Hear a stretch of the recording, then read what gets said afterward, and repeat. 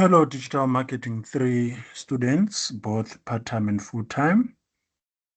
I hope you are already enjoying the Easter holidays, with today being a Good Friday. Of course, those who believe in Christ, I hope you attend churches. Some will be having family time. Those who do not believe in Christ, I hope you are still celebrating the Easter holidays. Anyway, welcome back to the combined lessons 35, 36, and 37, which is revision. So we are just going to look back at what we have done throughout the past weeks. As you know, initially we were doing a situation analysis.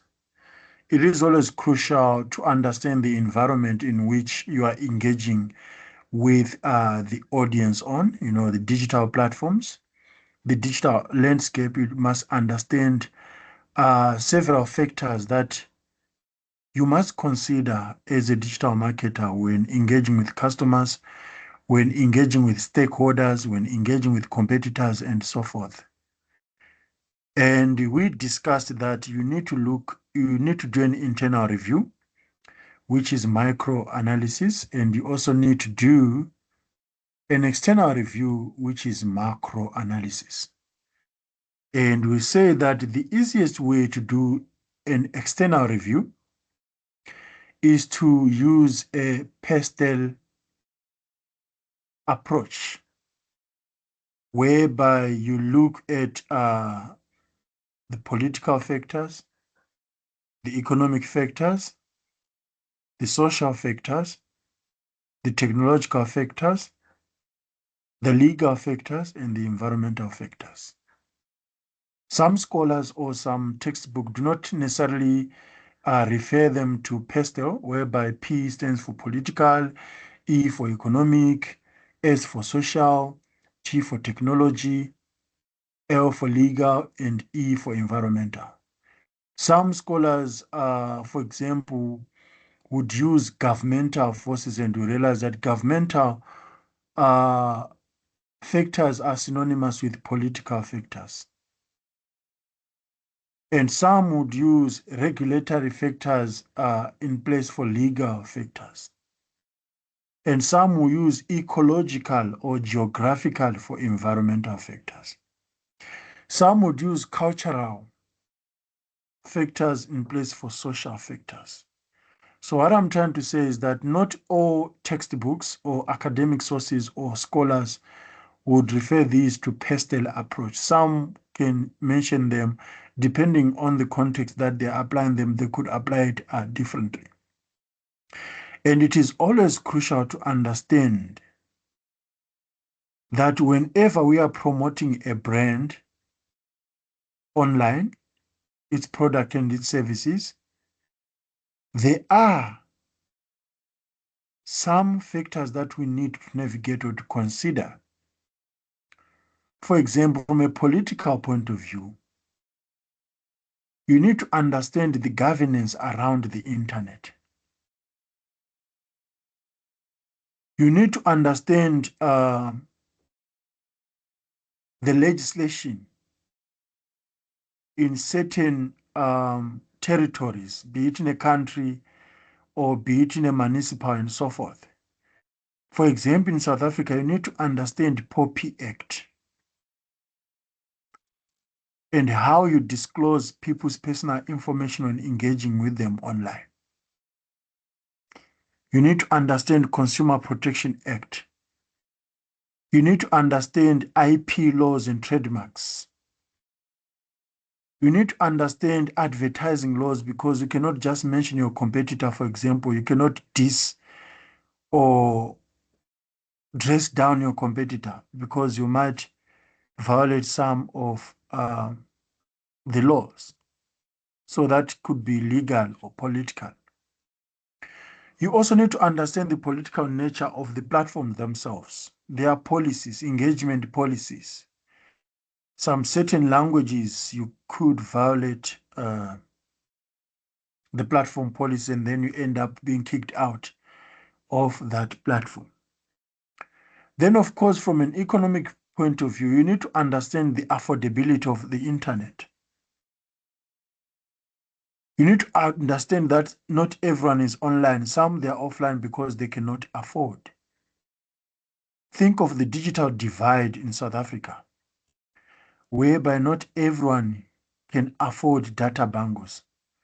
Not everyone can afford a smartphone. Even though there are smartphones that are as cheap as Mobicel, but some cannot afford those smartphones. And as a result, they are excluded to engage with brands. So it also becomes a social exclusion as much as it is an economic exclusion. So from an economic point of view, it is that they cannot afford to engage. And from social point of view, is that they end up being excluded to engage with others, to engage, to look at others' reviews, to look at others' ratings, to engage with the brand and so forth. So what I'm trying to show you here is that some factors are interlinked depending on how you discuss them. One factor can be both social, legal, political, and economic at the same time, and even technological. Because we do not use technology in the same way. Some people have got a privilege of having access to technology. So it is a technology factor, but it's also a social factor from a privilege point of view. And then it becomes an economic factor because those are privileged, obvious, they are economically advantaged to have access to certain technologies. For example, some of you, your households are powered with fiber network. You've got Wi-Fi's at home. Yet others, they do not. They rely on public Wi-Fi. They'd rather go to McDonald's or to KFC just to engage with others. Some, they would rather use the neighbor's Wi-Fi. So all these pastel factors can actually be used at once. And before we get deeper into this division, because we have already discussed these things, you need to understand what macro environment is, and you need to understand strategic agility, because as you are navigating the macro environment, you need to be agile. We discussed that. And it is always crucial for digital marketers to do an environmental scanning, to continuously monitor and analyze events in an organization's environment, which have implications for planning. Of course, you also need to look at globalization, because the digital community on its own, it's a global village, one that is not determined by physical boundaries, one that is not determined by national laws and so forth. So how do they navigate in such environment whereby you can engage with someone who is in Europe or someone who's in Australia? You can trade with someone who is Singapore, Shin being a brand from Asia, yet engaging with South Africans. So in the digital world, changes in social culture, and particularly pop culture, tend to be very rapid. And it is very crucial to continuously do environmental scanning, to be abreast, to catch up with these technologies. Introduction of new technologies such as artificial intelligence, big data, data analytics, and changes in their popularity tend to occur frequently and with increasing speed from concept to commercialization. Already there are people commercializing AI. So as digital marketers, we need to be alert of these forces that are important in the context of their own trading environment, so that we aim to ensure the competitiveness of the businesses that we represent. So what are political factors? And you are going to answer this in your question 3. political factors has many, the political environment has many factors that influence the trading environment, such as taxation, investment and management of business and public affairs. So as you look at check right, you need to understand the interplay of government agencies, opinion and consumer pressure groups and industry-based organization. For example, if you are serving in a restaurant or if you are serving people food, you need to understand the influence of the national government, the influence of the local government, because I understand that in Johannesburg, Gauteng, you have got the Health MEC,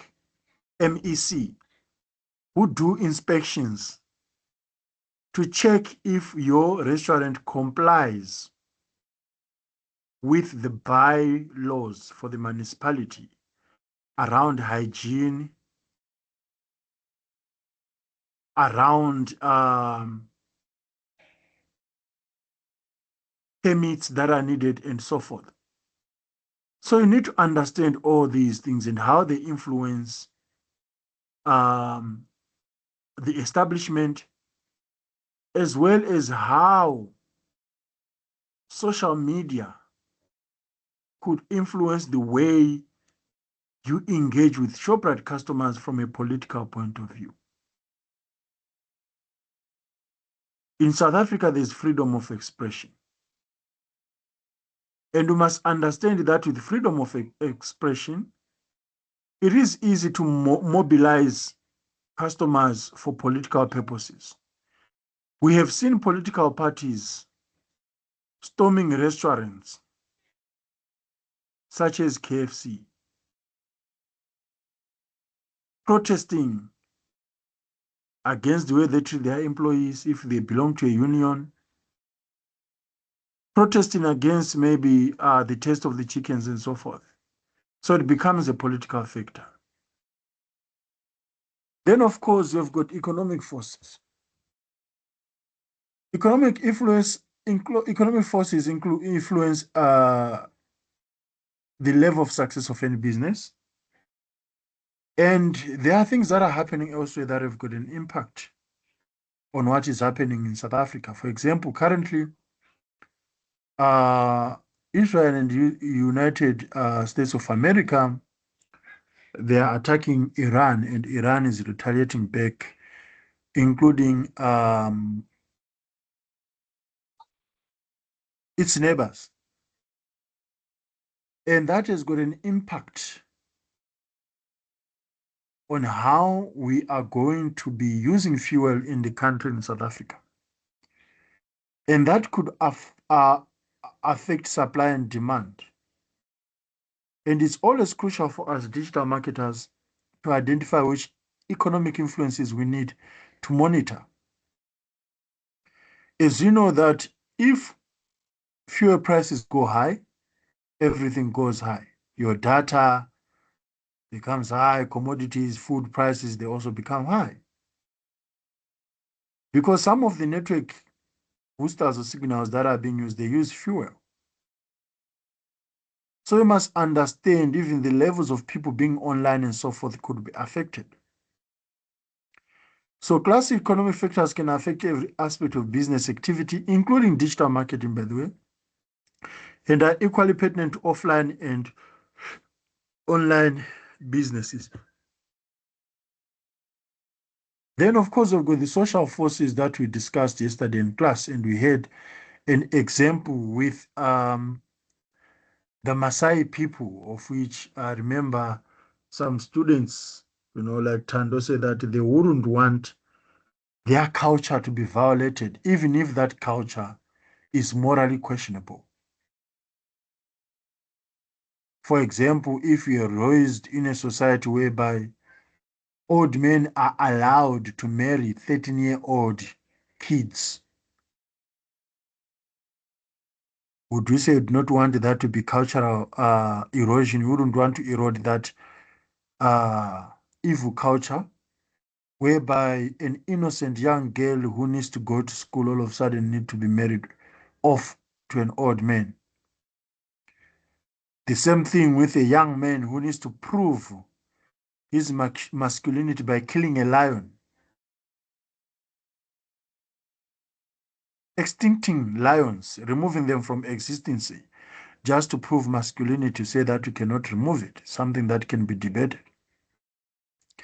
Because all these things that are happening in society, at some point you are going to be part of the campaigns to drive awareness around these issues. Because at the end of the day, we always want to be better societies, societies that are well informed, societies that take care of the environment, society that understand the food chain, society that understand the ecology, society that understand biodiversity, and so forth. And we need to understand that the way we are raised, the way we interact with each other, has got an impact on how digital marketers engage with customers. I even used an example of those who speak Chivenda. According to my understanding, I might be wrong, the way you greet someone in Chivenda is determined by the gender that you are. For example, men, when they greet others, they say nda. But when it's a woman, they say ah. So as digital marketers, if we're to run a campaign in Toyando or any aspect of Limpopo where there are vendor-speaking people, you need to understand that so that you do not appear as if you are culturally offensive. Because culture speaks close to people's hearts. And whenever you do something that is right, they have that sense of belonging. They feel like you belong to them, and then you can engage and understand each other. But when you say something that comes with disrespect, that comes with misinterpretation, then there will be conflict and confusion. All of a sudden, to appear as if you don't care. And why then must customers care about your product if you do not care about their identity, if you do not care about their culture, if you do not care about how they do things? So you need to understand social community based on demographic profile. You also need to understand social exclusion. Some social exclusion is voluntary, whereby people can be like, oh, we are just taking a break from social media. Social media is toxic. So they are voluntarily excluding themselves from social media. They are sort of like quarantining, like isolating themselves from social media. Some, they are excluded because they do not have a choice. They can't afford. They don't have devices. Remember, I discussed 5Ds of digital marketing. They are too poor to be on social media. Even though a lot has been done to address such. Nowadays, you've got data-free access to social media platforms like on Facebook. So you can scroll down on Facebook, but won't be able to load images, but you can be able to text, DM someone and engage with them. That's an attempt to address social exclusion. So the digital device raises the question of social isolation or internet disengagement. Others consider this to be an aspect of social exclusion. And if you realize that the majority of your target audience are socially excluded, they are offline, then you need to find other means of reaching to them without using digital platforms. Then, of course, everything nowadays, is centered on technology, because technology shapes how policies and laws are done in parliament legislation, which is political. Technology shapes how we trade. Nowadays, we've got e-commerce, shopping online, having goods delivered and so forth, which is economic. Technology can bring convenience. You can order things without going to the shops. It becomes economic. Technology also determines on how we interact with one another, we socialize online, which is social factors. Technology is also challenging legal frameworks, with many laws being adopted to accommodate new technologies such as AI, such as privacy laws, revenge porn, and so forth, especially with the advent of OnlyFans. Then, of course, technology is also being used in recycling when you think about the economic or ecological, when you think about the environmental factors, think about greening business and so forth. Then, of course, laws are developed to provide a framework of control and regulation that aim to enable individuals and brands to go about their business in a legal and ethical manner. So, what we are trying to say that we always need laws for rules of engagement. Otherwise, if there are no laws in place, then we have got anarchy. We have got chaos. Everyone is doing whatever they like. We are busy violating and infringing each other. So laws are there so that we can do things ethically, and morally, and legally. However, laws are open to interpretations and there are many legal and ethical considerations in online trading. So as much as it is difficult to understand laws, especially in light of emerging technologies, it is always crucial as a digital marketers to be morally constrained when you are engaging with the markets. So we should be compliant with law and adhere to ethical standards, but the rate of technology, of course, is always rapid, and sometimes laws are not clear. However, marketers need to tread carefully since unethical actions can result in serious damage to the reputation of a brand, and negative sentiment can result in a reduction in online audiences or sales. So we must understand data protection and privacy laws. We must understand disability and discrimination laws. We must understand brand and trademark protection. We must understand IP, copyright, advertising laws. I showed you guys an advert from McDonald's. So, with all being said, in chapter 2, when we were doing the micro environment, we looked at everything that affects the micro environment, such as customers, intermediaries, suppliers, competitors, and so forth. In this chapter, we reviewed how broader macroeconomic forces can influence digital marketing. And we discussed that these are always beyond our control, yet they've got an impact on how we trade. For example, the wars that are happening elsewhere, they are beyond our control. Globalization is beyond our control. Technologies are beyond our control, yet they've got an impact on how we engage with the digital community. So in the marketing literature, as a conclusion, there are widely used mnemonics which aim to act as an aid memo for the macro environmental forces such as pest. So some would just focus on pest being political, economic, social, and technology. Some would use slept, which is a reversal of pestle, where each letter represents a slightly different arrangement of the macro forces. And we discussed that, as you can see, as it is shown on the screen. Therefore, for a digital marketer, the most important task is to carry out a thorough assessment of the forces that are shaping the online marketing environment and identify which forces have implications for their own marketing planning and strategic initiatives. So you need to understand, especially when you are formulating a strategy, you need to understand the factors that could influence or affect that strategy. So there's no way you can come up with digital marketing strategies without considering the macro environment, because one or the other The implementation and the execution of that strategy is going to be determined by the environment that you need to navigate.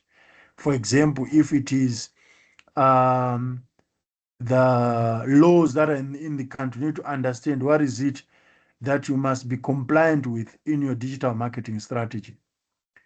It is always crucial.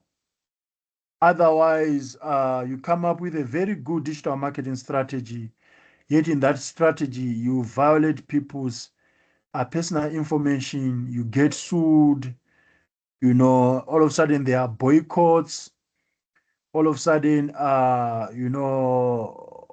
you are being cancel cultured and so forth. It's always crucial to understand what is it that is happening in the environment, what is it that is happening um, from a social point of view, from a technological point of view, from economic point of view, and so on.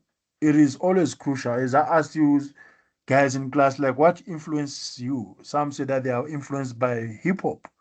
So their language and how they speak on a daily basis, they are inspired by Tupac. They are inspired by WHP or by AKA. So it is our job as marketers to understand that so that there is no lost meanings during the engagement or with audiences on digital platforms, be it via email, be it via social media, and so on. So that's all that I had for you guys for today. Remember, we have got class on Tuesday. We've got classes on Tuesday. We do not have a submission week where we take a break. So as you guys are working on your assignments, we are going to be having lessons as usual until you submit your assignments. I mark them and we continue with our lessons as usual. So we are not going to have an online week whereby students don't come to campus. I expect students to attend classes as much as I know that you are busy doing your assignments. And please, I appeal to everyone that is you're aware that there's been changes in how you access Core Campus. Please make sure that by now you have got access to Core Campus. By now you have got access to Core Campus so that there is no trouble when you are submitting your F1 assignment. If you relax and don't check whether you've got access to Core Campus or not, and then decide to submit on the last day on a Friday in the evening, only to realize that you do not know how to log in on Core Campus, then you are going to have a zero. You have to sub. So please make sure that by now you've got access to Core Campus and you are able to submit the assignment, especially those who do not attend classes, because this was announced during lessons. Anyway, we meet on Tuesday where we are going to do 1 or 2 case studies. And I think we're going to be looking at McDonald's. We're going to have a video there we discuss it before we then start formulating the strategy. Thank you, guys. Enjoy the rest of your Easter holidays. Bye.